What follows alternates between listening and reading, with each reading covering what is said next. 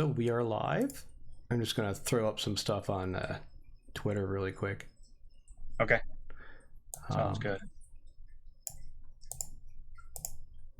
And there we go.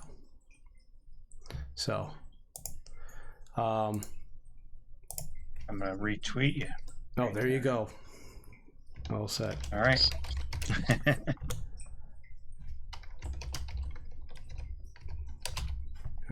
Forgot to tag a couple things in there. I'll retweet myself. There you go. Funny. All right. So, have you started back up yet? That's what I was about to ask you. The same thing. That's amazing.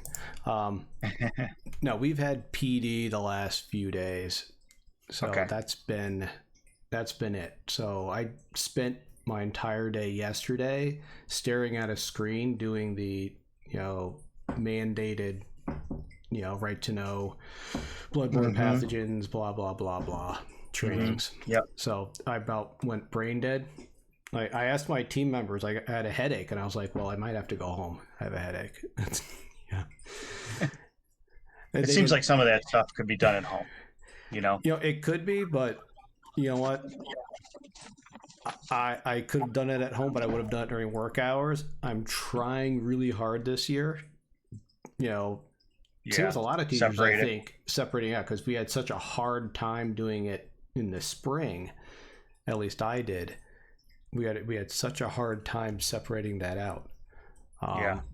And I did some kind of strategies. I'll listen to your strategies for what you did to try to separate out. Myself, I actually put on slacks and a polo every day when I was actually doing class stuff, because I found it kind of helped put it's like a little stupid thing, but it kind of helped put my brain in the right spot for work. And then that was done, I changed into my shorts and a t-shirt, and then it was more non-teaching time. Not that I was very successful at that, but it kind of helped me separate out that a little bit.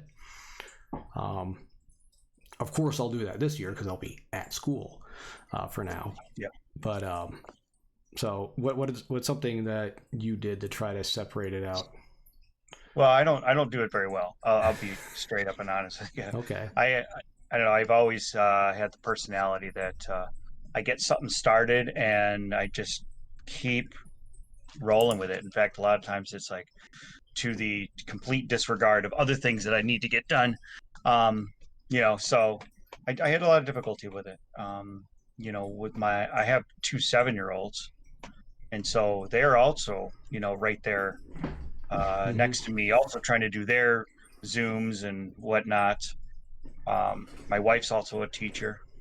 She teaches social studies, so middle school, and a different district. But so between the four of us, it was hard. It was really hard. I bet. To get anything done. I was so thankful my kids are older. I had a kid last year in 6th grade and in 10th grade, so they were fairly independent. They just kind of went into their rooms and did it. But I know other people that had smaller kids, and it was just a nightmare basically for them. Yeah. Because you're either doing your schoolwork or you're doing their schoolwork, and it was nonstop. Well, and the funny thing is one of my sons, they were using some ed puzzles, and so that was a story being read to them, and they would have to answer questions based on the story. And the teacher reached out to us and said, "Not sure if Sebi's really answering these questions." And instead of them being like multiple choice questions, they were like short answer questions, and they were not easy for a 1st grader to answer, mind you. But he just figured out all he had to do was type a couple letters and press next, and he could continue. And so there was all these gibberish answers that were being given, and we're like, okay, well, we get it, you can move on, but that's not really what you're supposed to do. So it's it's tough. Like the best way for me is to just shut the laptop and just walk away. Um, Mm-hmm. in fact, one of the things I've done this summer, because I'm, like everybody, trying to prep for things for this year, is I've been purposefully not keeping my laptop plugged in at times. And, if the battery starts giving me that warning, I'm like, okay, I've been on here too long. I got to step away. So I don't know, any little trigger that can tell me, okay, let's back off of this. So, Yep. So, Lantern Noir, thanks for stopping into the chat. Do you have the chat up right now? I do not. I have our Okay. direct one. How do I see that? Okay, because you followed me on Twitch, right? So you don't even have to have the volume on Twitch, just so you can see the chat. Okay. If people ask I'm questions. looking at Discord right now, so I've got to get Twitch up. Yeah. Okay, hold on. All right. While you're doing that, I'll chat a little bit about the same thing that you had to do. I think that's why a lot of people were like going on walks in the spring, right? Mm-hmm. First, you were nothing else you can do inside, right? I mean, but I think a lot of people spent so much time on their screens, as we are on screens right now, of course, that it was just kind of like, all right, that was 6 hours on a screen, done, close it, go outside. And it kind of forces you to not even, be at a screen. I think that consciously or unconsciously. So. So I did that as well. I like immediately after I finished that last class, I just forced myself. I'd go for a run usually, or do something outside, physical, just to kind of get my brain completely out of the, scope of that digital learning environment. That kind of drains you. I think everyone's just so worried right now that this year will turn into the same kind of just blah, that we know doesn't work well. But what else are you gonna do? No, not at all. Not at all. All right, I signed up on my phone for Twitch, and so I'm going to be kind of looking at both, I guess, which is fine. Fine. I mean, the main thing you need to see is the chat. I can just yell things out to you as well, but if you can see it yourself, it works out as well. But and so I know a lot of people are talking about, even administration this year is talking more about like that self-care and social emotional, not just for the students but for the teachers as well. And the popular question is, based on last year, what are we going to do? Me and you will talk about it. What are we going to do to have routines that promote self-care, right? So like myself, I started playing guitar again a lot in the spring, and I'm like, that's a good routine. Another thing that it's not a screen, it's creative, but it's it puts you in a different place than being on a screen and teaching. So I want to continue doing that as part of my self-care. And and what about you, Mike? We did a lot of stuff around the house. So many projects. Redid our powder room. I learned how to put in floors, which I didn't know how to do. Not the old, I knew how to do the stick tile things before. Right. I've done that before, but to actually do had to get the wet saw and all that kind of stuff. So that was fun, and gardening and that kind of stuff. And my kids have been, like I said, I mentioned my kids. I spend a lot of time with them outside. I try to just be outside. Even if I am on the computer, I like to sit on my deck. My deck is my go-to place, kind of thing. So we found it a necessity in our house that someone was on the deck while someone was inside, because my wife's a teacher too, and we couldn't both be in the same floor at the same time. because we can both talk very loud as teachers. So you had to be completely separate places. Yeah, yeah, absolutely. Yeah, it's interesting. I used to be cross country and track coach for just about 20 years. And I gave that up November of 2018.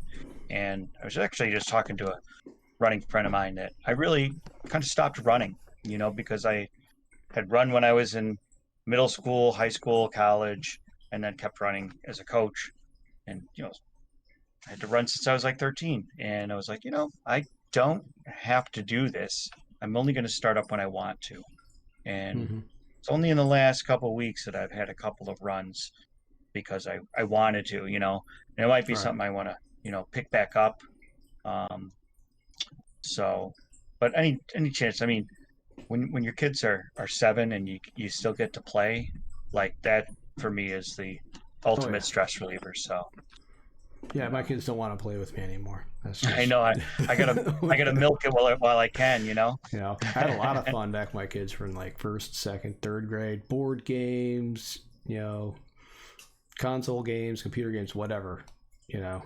Now they're both teenagers pretty much. So it's like, Dad, go away. Yeah, we've been watching all the Hobbit, and we're just finished the Two Towers today, so we got one more movie in the Lord of the Rings to go. I've been reading some Harry Potter, so nice. Maybe sometime soon we'll get into some Dungeons and Dragons, which I used to play when I was a kid. So, but yeah, chances to play it's just I love it. So yeah. Well, my youngest wants to pick up. She was in Dungeons and Dragons club at school last year, not in the district I teach in, but in her district. And it's not running, as it was, of course, now. I offered to her. I was like, look, I'll try to DM a game if you want. Like, I haven't done it since I was like, 16 myself. So, and even then, I don't know how good I was at it, but I'll see if we can do a campaign or something. Let's make up some characters and we'll go on an adventure. I don't know, Right. So, but that's definitely something doable. A lot of people do it over the computer, digitally. Yeah. They just kind of, right. And I haven't done it. I see it done on Twitch all the time. You can watch all kinds of streamers are doing it. So, so it's something you can definitely check out. And, yeah, it's important to keep up with what your kids are doing and have fun with them, especially at that age. Because when you get to be teenagers, it's still fun, but not quite the same. Yep. All my friends have either teenagers or grown kids now, so we were late to that party, sort of thing. Yep. So what's it looking like?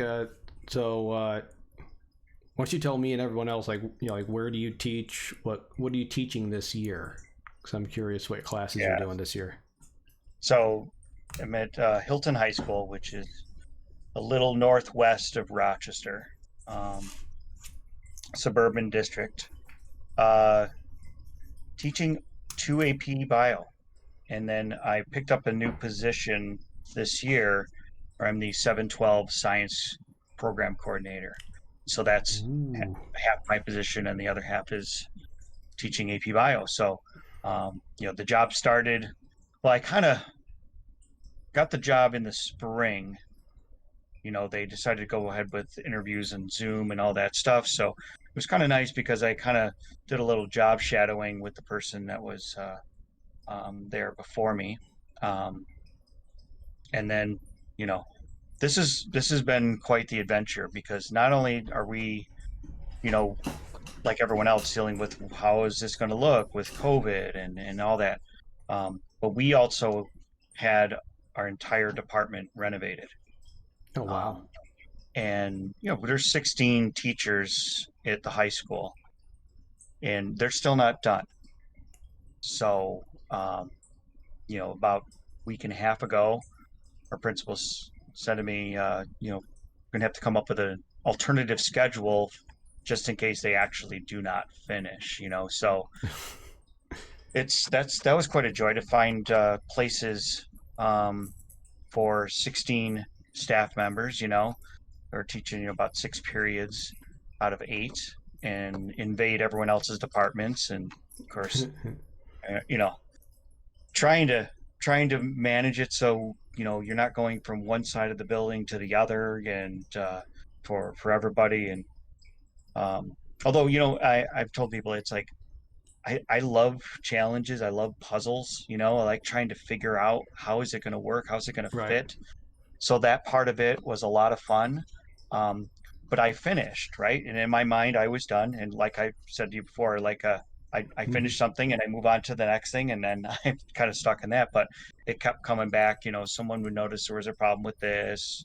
Oh, this wasn't in the schedule, but this is actually how this goes in this room. So had to keep making changes and adjustments, and so that part I didn't enjoy as much.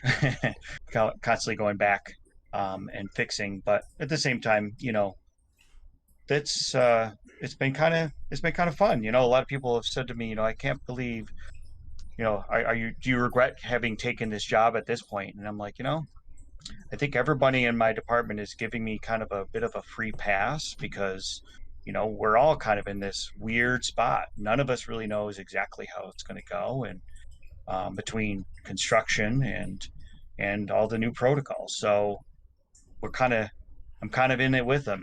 We're all together on it, so trying to figure it out. Yeah. All I can So imagine is all those nice new labs that no one can use.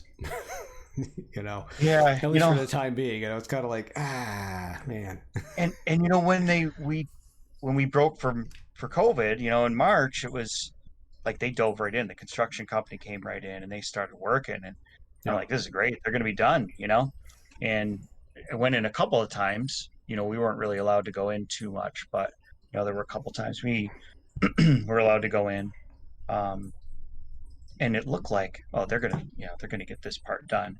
There's it's kind of an L hallway, so there's 2 sections, and one section they got Yeah. started right away, and the other one they didn't. So I always kind of thought the second part was going to be later, and it looks like it's going to be, but they're still working on the first part, it sounds like. Cool. And then I was told our head custodian said, we still have to go in and do all the measurements for 6 feet apart and figure out all that stuff too. So, that, I don't think it's going to delay it too much. It's not like going to be like an extra week, but it could delay an extra day with that. And then moving all our stuff back into the rooms. And so We just got it'll be raided. interesting. So. Dad joke raid. How can you tell an alligator apart from a crocodile? I know he's gonna have to tell me, unless someone knows it. I know. Bring the dad jokes. Keep them coming. Oh yeah, don't trust. I already heard that one. Professor Melko used that one earlier today. I heard that in his stream. When you'll see later, when you'll see in a while. Haha. Why does the sun not have to go to college? Because it's already 1,000,000 degrees. Oh god. But all right. Scooby Dooby Doo. Keep them coming, Eric. Thanks for the raid. Appreciate it. Wonderful to see everybody. If you're just stopping into the stream Wednesday night, I've been doing some chats with guests, science teachers and scientists.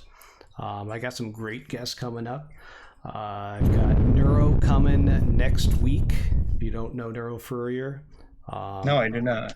So he is an awesome guy. He does a lot with trauma. And so you check out him on Twitch as well as Twitter. I'll put that in there. I've got Dr. Stan Sessions, who just retired from Hartwick College. He does research on amphibians. He'll be in a couple weeks as well. And then G.S. Arnold, a guy I know from Tennessee on Twitter. I've never met him, and I've always wanted to talk to him. So I'm like, I have a platform to do that. So, and he has some great tweets. So, that'll be fun as well. So how long have you been doing this? This has been you're the fourth guest, Okay, I believe. cool. So Nice. Lantern Noir there, he is the first person I had on here. So I think I have that I've in heard there. that one. Lantern. There you go. Yeah. So check out his stream too. So thanks for stopping by, everyone. We are just chatting school year, right? Beginning of the school year. Yeah. And I can't believe you're so calm, considering, Mike, that you had to go through a move and you got COVID and you got the two kids. I mean, do you like cry in a corner somewhere sometimes where no one sees it, or are you always this chill? I'm kind of a chill guy too, but you hide it really well. I had that feeling of panic earlier this morning. Just a lot of things were hitting me at once. I'm like, oh my gosh, I still need to, plan my own stuff, which I was trying to do, and then I was getting bombarded by lots of different things. But that's when you go, okay, let's just take a little break and walk away, and that's what's got to happen. Nowadays it feels like, otherwise we're just going to be not going to be good for anybody. Oh no. Oh no. So I'm curious, since you're like your department supervisor. I don't have that in my school because we don't have that many teachers. So I'm curious, like, are you providing them with resources? Are they coming to you about like remote instruction, or how are you kind of doing your job in that respect? With that, it's essentially I'm like a liaison between our Office of Instruction and my department. It's a title with little power, other than just to keep people informed and that kind of thing. But I tried to reach out and provide ideas that come across. I think, like yourself, when you are connected and do all sorts of things, like with Twitter or Twitch, which I have to get into now too. The ideas like just keep flowing, and your mind just never stops, I feel like. So to just share those ideas out, but not everyone's receptive, to some of the new ideas. So I try not to push any ideas. I just kind of, right. Wait for the opportunity. And I think that's that the best way. It's been ripe right now. The opportunity is really ripe right now. So I've been on the phone a lot over the last week here with a lot of different teachers. So it's been good. It's been a lot of fun in that regard. I love it. Yeah, I'm coming up with news like the past couple of days. Like I'm used to like streaming on Twitch, which is in using OBS. So like when I go to a Google Meet, I've kind of been like, this is really bland. It's just faces and text. Yeah. There's no real interaction. There's nothing fun about it. There's nothing interesting. It just kind of blah. And so lo and behold, you can actually use OBS with Google Meet. So that's going to be one of my things this year, is to try to put overlays and other things into my Meet, so it's a little more interactive and less bland. So of course, yep, exactly, virtual cam for the win. And that's what I want to get into. I just got to get my IT folk to put OBS on my computer, and hopefully it can handle it. That and streaming. So what does that mean? What, little new to that virtual cam. What's the difference between that? If like, it's basically you're going to be grabbing the image, and instead of it being an actual camera, it's a virtual camera.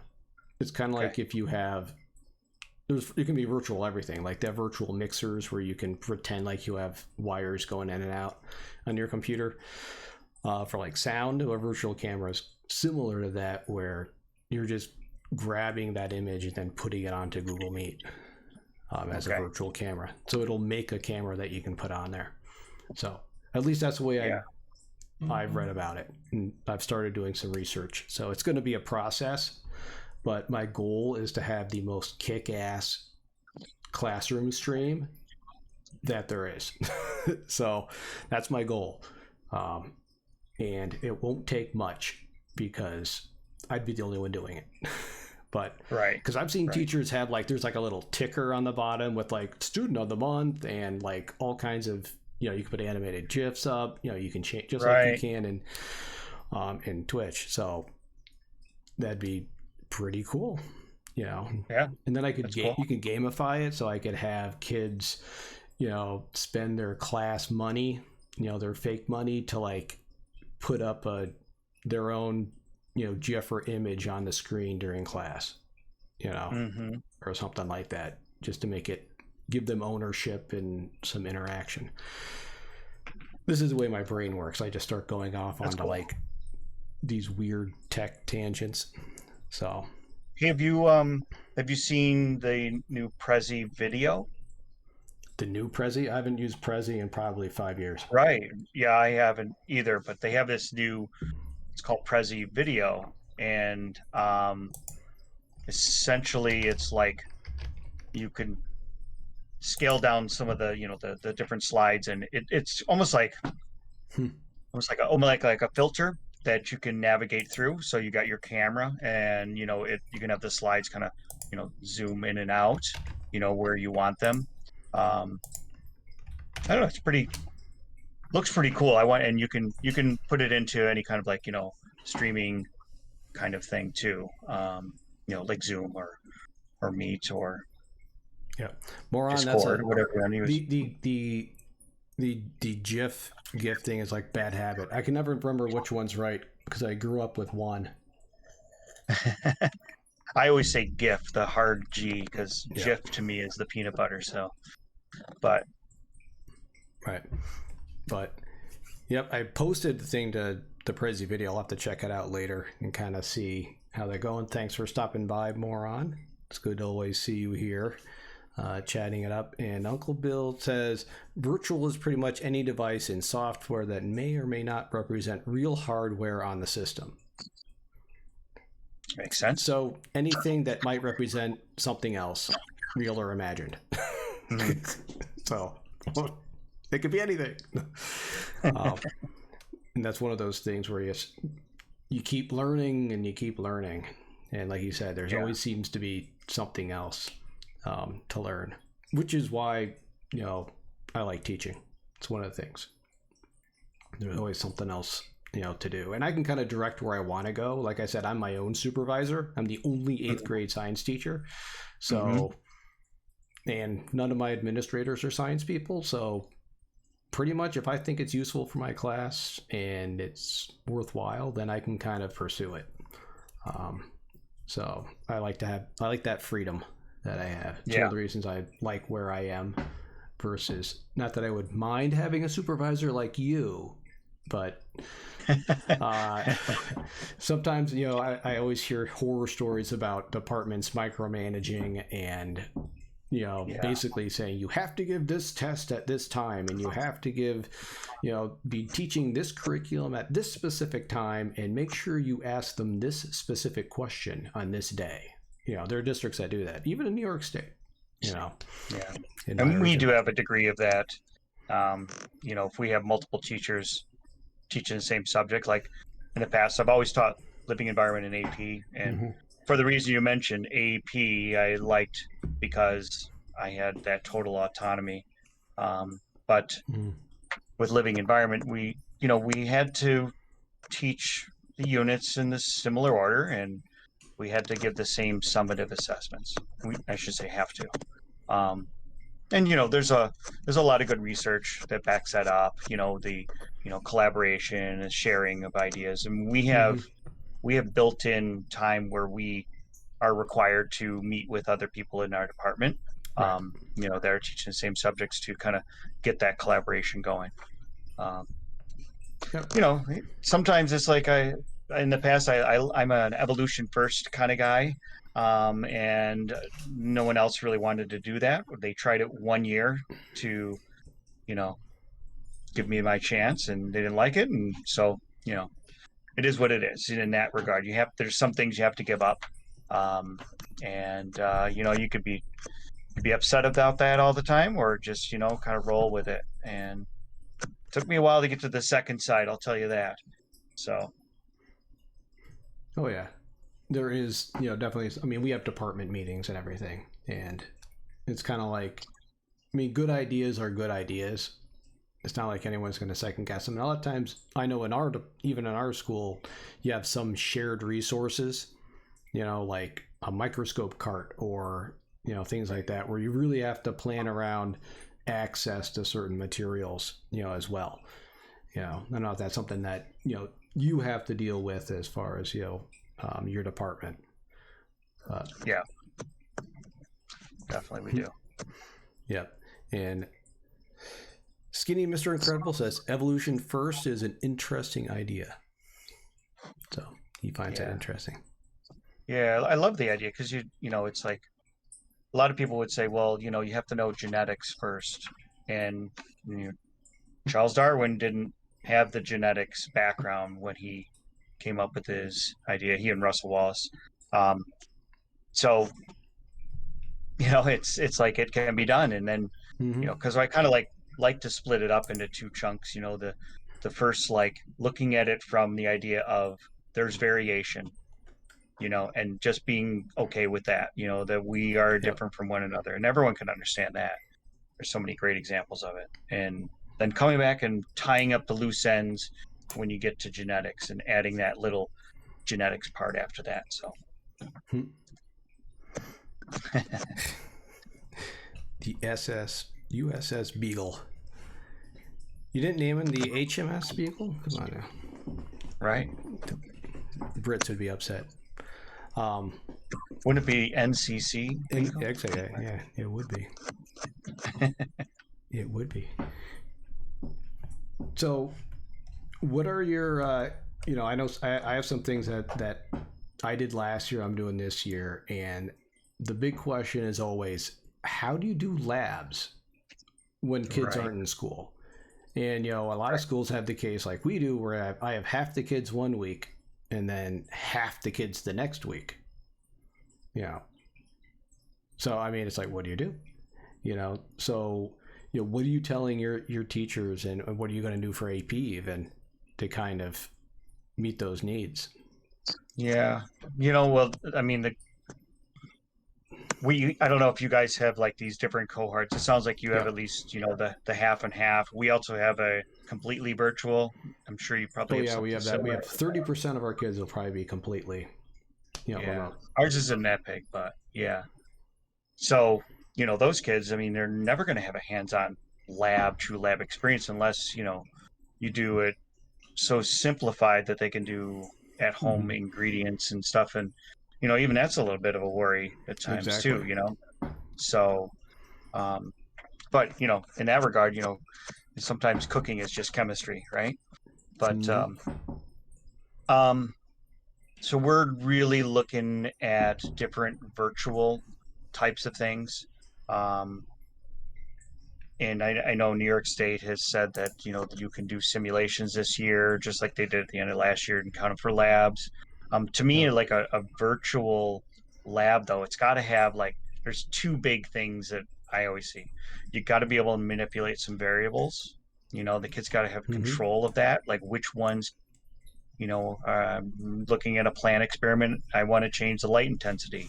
Well, in the same virtual lab, the next kid's going to say, well, I want to change the amount of CO2 that you start out with in that container, whatever it happens to be.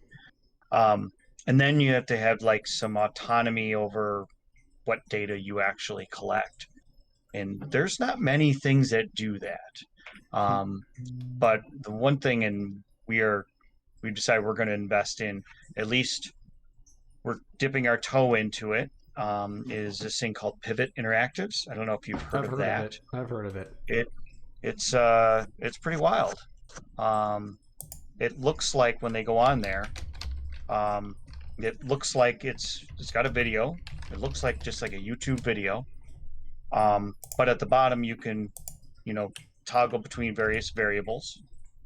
and then it Mm-hmm. will run. It essentially it's got multiple videos hooked up to that same thing. But then there's like a little tool icon on there. So you like click on that, and it can bring up like a little ruler, or it can bring up, you know, various different measuring things while the video is going on, which I thought was pretty neat. In addition to that, they use it's Vernier is putting Mm-hmm. it on, so they have Okay. all their probes, and so you know they have like the cell phone picture with the pH, for instance, just being shown through the whole time. And it doesn't like pre-populate the data table, which I Mm-hmm. also like. The kids would Right. have to stop the video and then write down the data. So Right. yeah. And that's similar to what I was thinking of doing with this was recording my videos, like say it's a thermometer. And I've done similar things in the past and just have it on that thermometer so the kids can stop it every minute and record your data, Right. and they can do Right. that. And what that's missing though is, like you said, that idea of manipulating the variables, right? Yeah. Being able to try something different. And you could do that, but it's something that becomes extremely complex for you as a teacher putting that on. Mm-hmm. Mm-hmm. Because then I would have to do that, twice or two times. I'd have to do it once with the thermometer in this one, and they can choose which one to watch or whatever. It can get really complicated really quick, and then you have to have all that data available for them. So, whereas that's what Pivot's trying to do, it does all that legwork for you so that Right. you don't have to do it yourself. And Lantern Noir was asking, do chemical labs still have the same bang for the buck with today's kids? You change X and see what happens to Y kind of thing. What I find is YouTube is making less bang for the buck. Because no matter what cool demo I do, like if I do elephant toothpaste or if I do whatever, some YouTuber has done it not even 100 times bigger, but like 1,000 times bigger. Right. So it's tough to live up to that hype, but at the same time, a lot of the kids, because they watch a lot of YouTube, will be able to make that connection. And they'll be engaged because of that. So they'll be like, oh, I saw so-and-so do this. This is really cool. It's, they said that it's because of this. And they can, try to explain why it happens. Of course, it's usually a superficial, not really in-depth knowledge of what's happening. But so it's like a kind of a win-lose kind of thing where it's like the demo itself isn't as like, woo, but it's kind of cool because they get to see something in real life, but they also already have some background knowledge in a way. And it adds for conversation because you're like, these kids are watching science videos at home. And they are. King of Random is a great one. Like my youngest daughter watches King of Random all the time. So, and he's done all this crazy stuff, like fill, pools full of chemicals to see what happens kind of thing. So I'll have to check that out. Yeah. Right. See also car and the trampoline, right? But it's also, it gives you all those, we talk about phenomena a lot now. Right. There's all those more phenomena. Like I couldn't actually put like a car and a trampoline, right? The go-to used to be Mythbusters, right? You'd be like, oh, I can snag this clip off my DVD or something, and show it. Yeah. But now there's like so much content and there's so much I can steal too. As an educator, I can go in and see it and be like, I can make that and I can do that. So I've made all kinds of crazy stuff in my lab. Yeah, I mean the phenomena stuff's really cool because I think that's the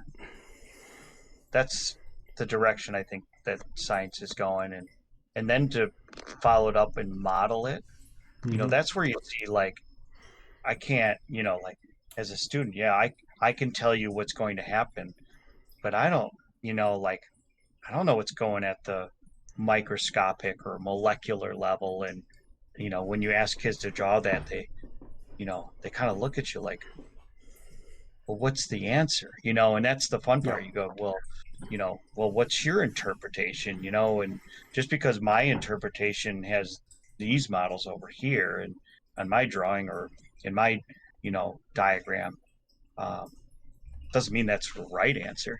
So it's always that part I enjoy. Like, I'm gonna miss the okay, everybody, take out a whiteboard and let's just draw it. Hmm. Um, so because it's a little. I mean, I got to be better prepared for this. Like, I'm actually just talking this through. I'm like thinking, how am I going to have that whiteboard ready to go for the kids to do? Um, because on like a Zoom or whatever, because there's a lot of like magic with that. You can really see a lot of what kids know and don't know. Hmm. Have you I seen Loopy? You seen that? yeah, Okay. I believe it. I just that I just was introduced to that this summer, Is and that I'm like, oh, that's Loopy Systems? That yeah, yeah, yeah, I saw that this past summer. I shared it out on Twitter because I actually did it on stream. I was using Loopy. okay, Yeah, because someone was talking about it at Games for Change conference, and uh, and I was like, what?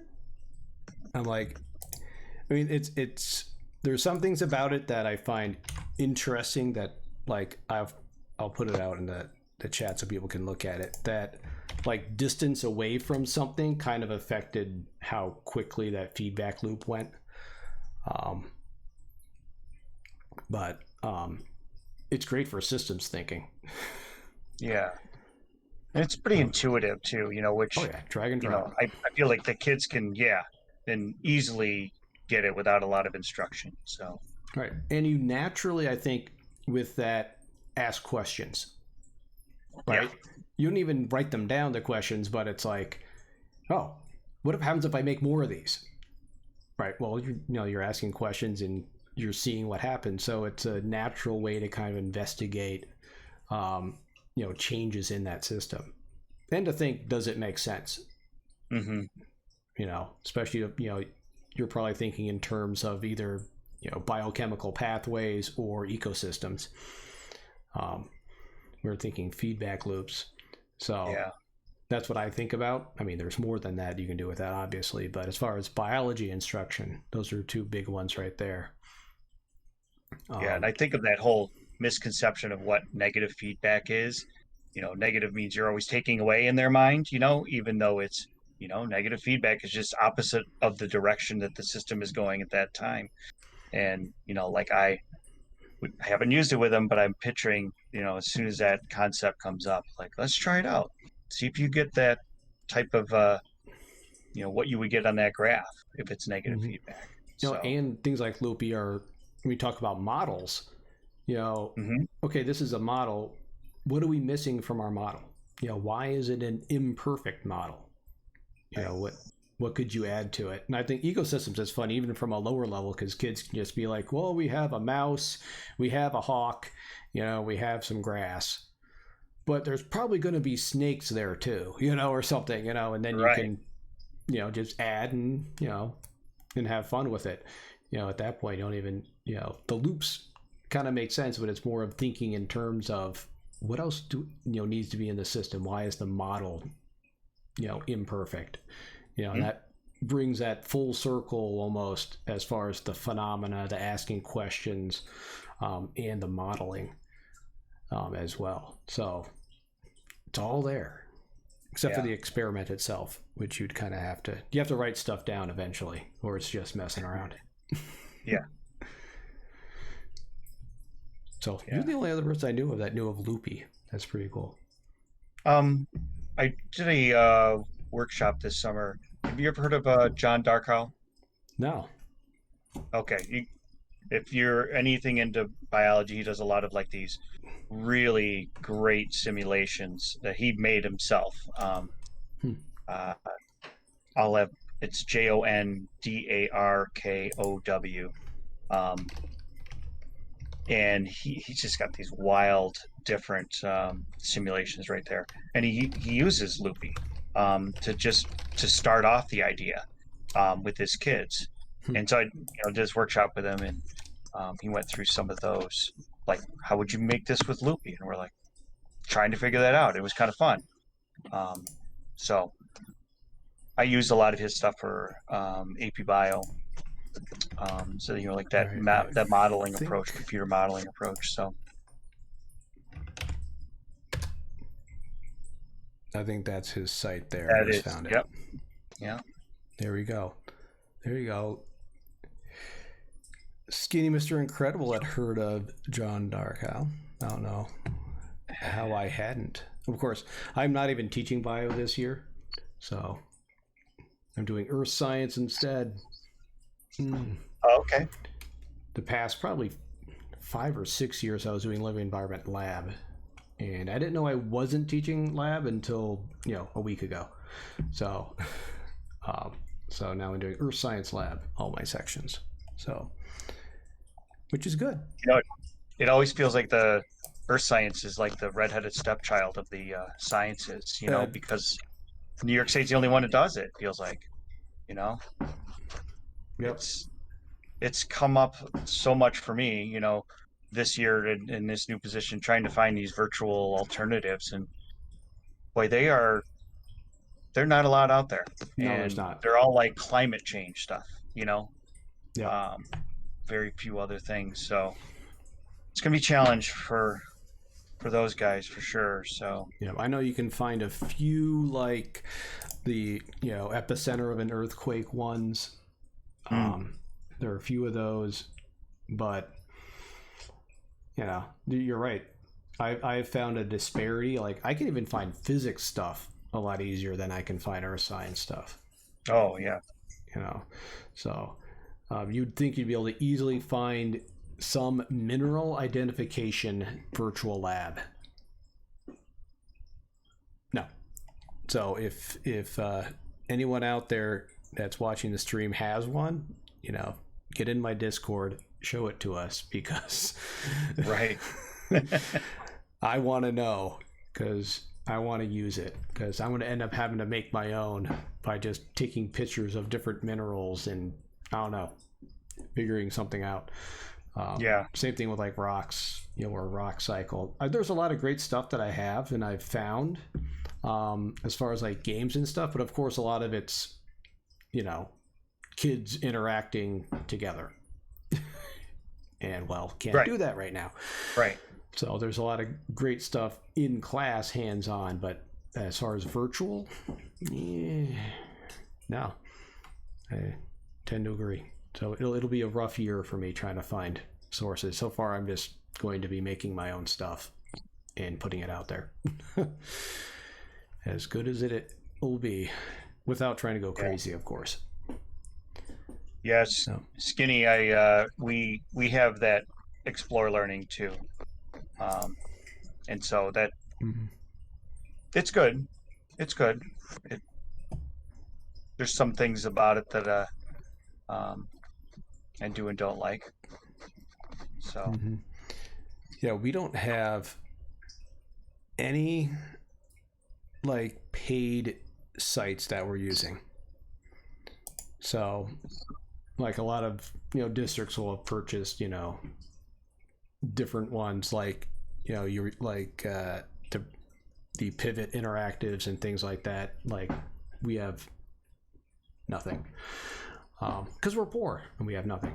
But I'm not complaining. We'll make do. We'll do it.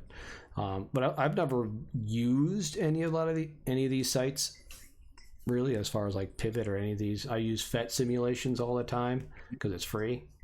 But a lot of people swear by some of these other virtual lab sites, but I don't have any experience with them, so I haven't really gone there yet. Yeah. No, so Skinny Mr. Incredible says they do have earth science too. Yeah. So. I think all of them you can. It's a little annoying, but you can for free just go in and you got 5 minutes to play with it, and it logs you out. And then you got to go back in again, and then it gets a little trying. But if you're really strapped for something, you could do that. Mm-hmm. So, I'll go off on. I'll digress a little bit, but this is a problem I have with some sites. Some are okay, but pricing, they don't understand there are small high schools. So like if you get a district license for your school, that covers a lot of kids and you have a larger tax base than my small city school. So if I buy the district license that costs the same as it would for like your district, depending on what the pricing is, it's like is a larger burden on our district because it's just a smaller district. Yeah. Versus if it's pricing per student, sometimes that's a little bit better. It's a little more equitable. Right. But a lot of times you still get a discount if you enroll more kids. Oh, if you enroll 2,000 students, well, instead of $4 a student, it'll be $3 a student. And we're like, we only have 500 kids, so, so that's a little beef I have with some of these companies and their pricing. Usually, through your RIC, you can get your pricing at the same level. But so many of these sites have sprung up in the past year, as we've seen a lot of the, your regional information centers, are having trouble keeping up with the licensing of all these, and making sure they're at Law 2D compliant, et cetera, et cetera. Yeah. So. Yeah, that has been like it's a major stumbling block for a lot of things lately. You find something new, and I'm sure you're kind of the same way, just from what I know of you, Scott. But I find something and I want to let's use it tomorrow, and let's try it out tomorrow, and then it's like, no, you can't. We gotta go through all the hoops. So right, and then you could end up using it and just be like, it's really not that good, Yeah. So, yep, Skinny Mr. Incredible. Yep, like I said, your BOCES will usually be able to get it for you, but there's it's a weird thing though, and I'm just discovering how this all works too. The idea of aidable money. So like we're getting these Pivot Interactives, which I was told, hey, it's aidable, but with all the safety protocols, a lot of the budget, that general fund that would have come out of that we could have maybe gotten it from, and then been aidable and basically get some of that money back, it's gone. So our principal said, if you want it, you can get it out of your own budget, but aidable doesn't go back to your budget. It doesn't go back into the science department. It doesn't go back to the high school even. It goes back into some general fund. So yeah, it's aidable, but we're too late to get on that board and get it going. But this is going to be one of those years. It's just we usually have budgeted about $11 to $12 per student for lab fees, and so like the kids that are virtual, $5 doesn't seem that bad. It. right. Of course, we're worried about what happens if we're going to spend all this money on some virtual stuff and then not have enough money at the end. Who knows what it's going to look like at the end too. Yep, exactly. We run in, I've noticed there was a problem. I didn't know until the last faculty meeting that we had, where a lot of the products are going to be paid for through a grant, but they don't know when the grant's going to go through. So the teachers are like, well, like Seesaw was on that grant and a couple other things, and the teachers are just like, well, when are we going to get access? They're like, well, we don't know. Whenever the grant goes through. It's like, that's not really a great way to plan. It's like, it could be November, it could be next week, March. It's it's rough. But that's why you just kind of like, at this point, I plan for what I have, not what I wish I had. Because it might never show up, especially with the state continuing to cut budgets. It's not like they're going to suddenly start handing us more money. No, if anything, they're going to start taking more money away. So, or just not give you any more. So it's kind of like I've learned to just kind of, you get to the end of the summer, you start the year, that's what you got. Unless I want to do a donor's choose or something, like that for, something I feel would benefit, the kids for a specific reason, and then I'll go through it. But even then, doing fundraising and everything will take months and months. Like, you would have to start a donor's choose now to have it done by midway through the year almost. Yeah.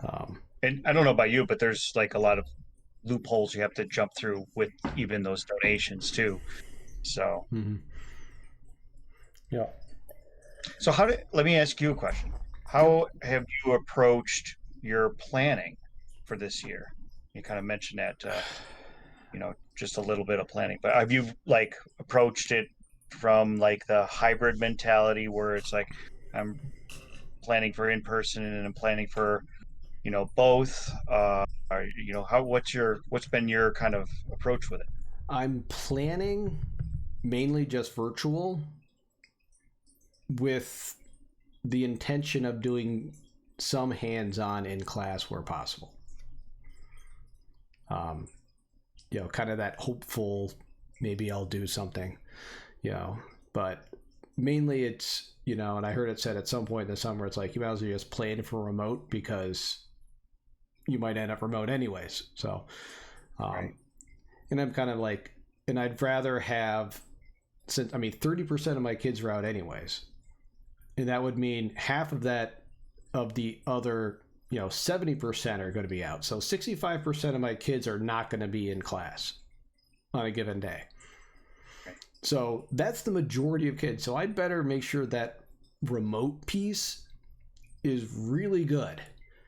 And it's just icing on the cake for the kids that are there, where they actually have the benefit of the social interaction that you wouldn't necessarily get, at home. So I've kind of, there's some mental, dissonance in my head because my entire career, as with most science teachers, has been how to develop the best inquiry in class that I can. It's like just how I've been, trained and how I've thought for, my 18 years of teaching. And now it's just kind of like having the, rug pulled out from under you, and now I have to think I need to make the best virtual classroom I possibly can. And that's where I start brainstorming the ideas for Google Meet and stuff. How can I make it better, than it was? So, and I keep changing my mind on a lot of stuff. So, let's see. Skinny Mr. Incredible said, Stan has put together a cache of remote lessons for the entire year. Yep, each of the 4 major sciences. It's terrific source. So I went through that. That was through the Suffolk County. Did that, and that's amazing. Yep. So I'm gonna be delving into that for my earth science stuff, for sure. I have that saved in my one. I have an entire folder of just, COVID lessons, is what I called it. Yep. I bookmark everything. So yeah, that was an excellent thing to come across. And what some of these groups do is amazing. It's just like the North Country Cafe and their NGSS stuff, their NISLA stuff. It's it's just amazing stuff. Right. It's great. And thanks for reminding me that. Oh, you were part of that. Excellent. Well, the rest of New York State thanks you and your colleagues. I know I sent that out there, but it's kind of annoying sometimes when I send this stuff out to my colleagues and they're still acting like they have no clue what they should be doing. I'm like, well, did you look through the resources that were shared with you? I mean, it's kind of like the kids, I can take you to water, but I can't make you drink. So, but I have to say, I get last year I don't know if you had this, Mike. At a certain point, I got so overwhelmed with resources that it was so hard to get the good from the bad, because some people were just sharing out garbage. Like, my biggest thing was people would share out like Flash stuff, like, and I was like, you can't run Flash on anything. I'm like, like, no. So it was there was really good stuff, but it was so hard to find it within all the other stuff that was just, I know on Twitter especially, it was just everywhere. And a lot of it was just repetition. You're like, okay, this is the same website I've seen 5 times from these other lists, because it eventually just became lists of lists referencing other lists, and I was just like, I'm done. Yeah. I felt the same way. I thought about, because I do a lot of stuff with technology and stuff. Hey, thanks, Game Mr. Incredible. Thanks for hanging out. Yeah. Have a good night. Going to bed. We'll see you around. But I felt like almost like a kid in a candy store kind of thing. You're like, well, I could do this with that. I could do this with that. And it became like you said, just that I hit that point too. I was just completely overwhelmed with choice. It's like the, what do they call it? The paralysis by analysis kind of a thing, it's like I didn't even know where to start. And so this summer I've been thinking, okay, I'm going to have like this one system, and we're going to do it over and over and over again. And I think the kids got overwhelmed last, by April last year, with all the things I was trying to do with them. The consistency, I know how to do this, therefore I feel successful at it, and I can do this kind of thing, versus the what I don't even know what do I press here, how do I submit this, you run into all those, and pretty soon the frustration levels through the roof for everybody. So that's why we have our 7th grade teacher is taking a leave of absence, so we have a sub in for the year, and he's a brand new teacher out of college, and he's doing the 7th grade living environment curriculum. And I told him today, because he was like getting inundated by stuff and thinking he has to use all of it. I'm like, no. I'm like, just stick with Google. I'm like, do that. Maybe record some videos of like some demos or labs or something and put it in, and that's it. I'm like, don't worry about anything else, because if you figure this out, you can do pretty much anything you need with just Google if you become really good at it. Because he was thinking he had to do all these other fancy things. Like, no, you don't need all that stuff. Just get used to Google. How do you eat an elephant? 1 bite at a time. Just do that first, and get good at that. Because most people only scratch the surface with what Google can do. Like, I don't write scripts or anything like that. There are people that do crazy stuff. As you can see with John Darkow here and like the stuff that he puts together. It's like some people do some amazing things. But yeah. So go ahead. Sorry. I was going to change subjects unless you had something else. No, go ahead. Let's talk Master Teacher Program for a little bit. Okay. Are you what kind of PLTs are you going to be involved in this year? What are you going to be? Well, I don't know. I'm kind of I graduated, so to say. Okay. I'm an emeritus now. Nice. And I don't know. I've got a lot on my plate. I don't know how much more I'm going to be adding in with Master Teacher, and I don't know. What I loved about Master Teacher were the cohort meetings and the getting together, and it doesn't have the same feel, on an online platform, and I agree. And so it was tough I did a couple of things, but when you're sitting at home and everything's going on at home at the same time, and you're trying to Yeah. focus and you're looking at a screen again, it's like it definitely loses its luster for sure. Um, but I love the PLTs. Like we had a real when I first started, we had a really strong AP Bio PLT, and we just were. It was right when the kind of the new curriculum came out. We were trying to figure it out, and we just every second Thursday, I think it was Thursday. Well, anyway, Tuesday or Thursday might have been. We just all met at this um, coffee place right near RIT, and all right, what do we want to hammer through today? And just trying to just piece it all together. Um, and those the people in that group and a couple other small PLTs are like the ones that I'm still all the time chatting with. So, what That's about you? awesome.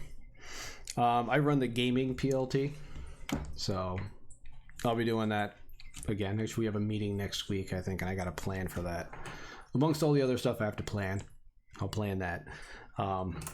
So that's the main one I do. We have what's called a professional conversations, which basically is kind of like this, except with like a PLT. You just kind of get together and you have questions that everyone talks about. And that one was good because it's kind of like just talking with you and other educators, where especially for me, I'm in a small district. Sometimes you feel like the grass is always greener on the other side, or your district is the one with the crazy administration, but the more you talk to other educators, the more you realize that you're not alone. Everyone seems to be going crazy, and you can develop that camaraderie where you feel better about your place and what you're doing, because it's not you, and it's not just your district. Everyone's struggling with the same problems. I know in my district, people get to that stage, in my department meetings, they're like, oh, I can't believe this district, they're doing it like this and blah, blah, blah. And I tell them, like, that's the same in every district that I've talked to. It's not just here. That's a common problem. Talk about like substitute teachers is a big one. Why can't our district get substitute teachers? They need to do this and this. I'm like, no district can get substitute teachers like in the country. Okay. I'm like, we are not alone. So it's those kind of conversations that, we like having. And that's one where we used to do that, out at, kind of like a restaurant, like bar area. We get together and hang out. And now it's a Zoom call, which, just isn't the same as getting together, seeing each other. And, because a lot of that was those smaller side conversations that you would have with someone before the meeting or after the meeting, or if you had a break in the middle of it, where you would actually get to know that person versus, during the meeting itself. It's kind of like, going to like conferences, like the Stannis conference and things like that, where when you go to the session, you're not going to be getting to know your people you're there with well. It's the social pieces before and after, and things like, where you're going to get to know other people and, develop some level of camaraderie with the colleagues and fellow teachers. And that's what, we're missing from a lot of the other conferences that don't happen this year, which is too bad, because I enjoyed that, and that's why, like, I wanted to connect with people like you, even on Twitch, because, if it's not, if I don't do things like this, I might just go crazy, not talking to other people, and be able to connect with people I otherwise wouldn't. So did you do any, you said you did a conference this summer, right? And that's where it was the one with John, where you heard about John Darkow, right? Did you do anything else this summer, or was that pretty much it for your PD this summer? No, I feel like I joined a lot of things. some of it's more like the tech-based kind of stuff, or um, I did the master teacher, a couple of those sessions as well. Um, but I don't know. The nice thing about this summer though is I could take in a lot of information because I didn't have to go anywhere. Mm-hmm. Um, an hour session is literally an hour session. It's not like um, packing up, heading out. Right. Maybe so. Um, so, but then it's like, how much am I going to do here? Because sometimes but the nice thing about that too is when you start something that's something you're not really interested in, as long as it's something you didn't pay for, if it was a free one, you just okay, I'm walking away. I don't need to waste any of this time if it's not something I'm looking for. Mm-hmm. So yeah, that's why the master teacher one was good. I led a session on esports for that. oh, cool. And I did the games for a change, but I found some other ones where it was like, right, even now in the fall where they want you to pay. And I'm kind of like, well, one, my district has no money. So, and I'm like, it's not like you have to rent the venue. You know what I mean? It's like, why am I going to pay $100 for, a conference? Yeah, I don't know. It's a stretch right now. Yeah. And so that's why I'm thankful when places do have PD for free. They like the games for change where I can just go in and attend and it's quality. So I have nothing scheduled for the fall though, other than like the master teacher stuff I'll probably do, but yeah, I don't either. So I don't know if anything there is. Maybe someone in chat will mention something that is amazing that I should do that's free. I would even do a small price, because I know it does take, time and effort, but, but it's not like I'm paying, what I mean? Like rental on a venue and for snacks or lunch or something. It's just, you're giving me a Zoom link, and especially don't make me pay to present. That I won't do. Pay to present. You've run into that? Oh yeah. Oh man. Oh yeah. A lot of the big conferences and ones you have to like paid in order to present. So I'll pay to get there usually. Right. Because I don't have to go anyways, But I expect to get a discount if I present. Right. I mean, come on, my sheer popularity, people will be banging down the door just to get into my session. Exactly. Yeah. Exactly. Jeez. But well, we're gonna finish up here, Mike, unless there's another topic you want to talk about. My goal is to be done on the computer by 10:30, Eastern time. Cutting it close. Right. So, and so I've done these chats before. We'd go to like 11 o'clock or later because teachers can just talk forever usually. Right.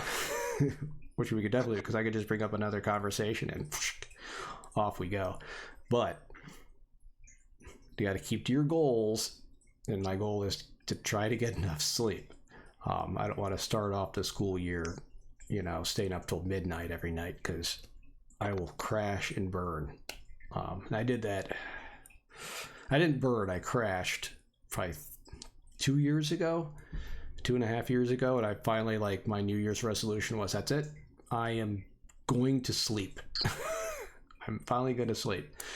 And then that was that self-care piece. Before I think they even called it that. And I was like, I just can't keep staying up till midnight grading, papers and designing lessons. I'm like, I just have to just stop. And it is what it is. And I'll wake up and I'll go to work and I'll be okay. And the kids will be okay. The kids are all right.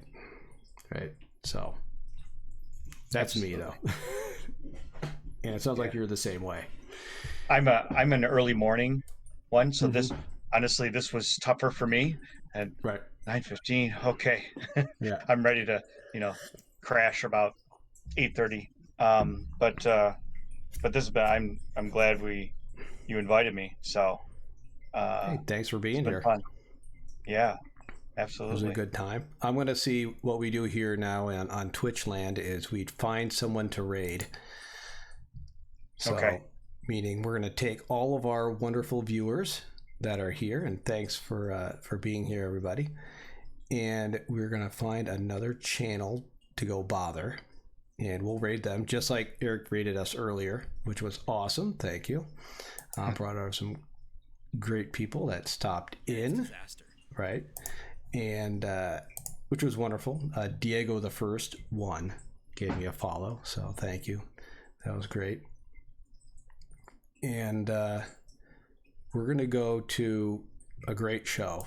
I rated him before, the Harry Horror Show, and basically they talk about, like, often he will do like true crime stories, like, you know, murders and things like that, and talk about the backstories and things like that.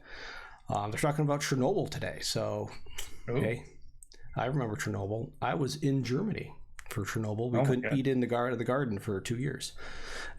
Wow. So, all right. So we'll do that raid here.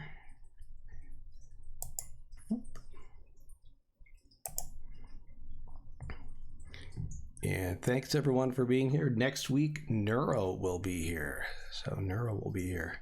So that'll be a really interesting conversation. That'll be pretty cool. All right, here we go.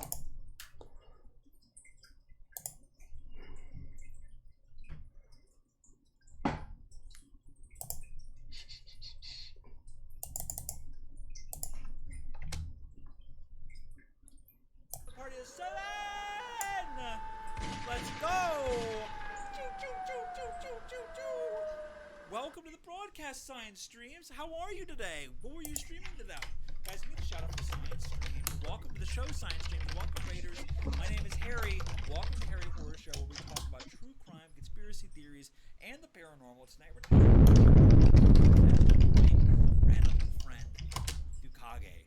Can we get a shout out for Dukage? She's absolutely awesome. She's done all the reading for this fucking episode, and I'm so thrilled to have her on. We're about to talk right now.